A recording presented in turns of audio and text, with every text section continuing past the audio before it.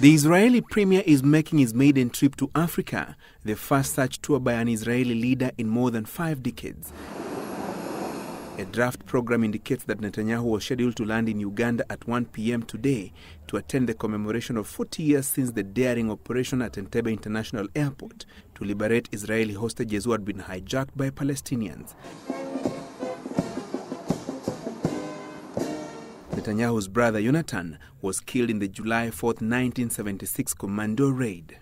The Israeli Prime Minister is later scheduled to hold talks with his host, President Yoweri Museveni, and later leave for Nairobi. Netanyahu will be in Kenya for 3 days, following an invitation by President Uhuru Kenyatta. Israel, through Netanyahu's maiden tour of Africa, is hoping to strengthen its presence in the continent with an offer to assist in the fields of agriculture, cyberspace technology, and health. Aspects he touched on during an interview with Citizen TV's Hussein Mohammed in Jerusalem. I think that Israel is coming back to Africa in a big way. Africa is coming back to Israel. Kenya is a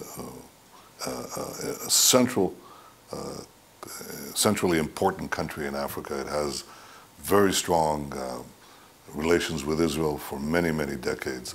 You said then, when President Uhuru Kenyatta earlier in the year told you, requested you to visit Kenya, you described this as a moment of Africa coming back to Israel and Israel going back to Africa. Yeah. First, what exactly do you mean by this?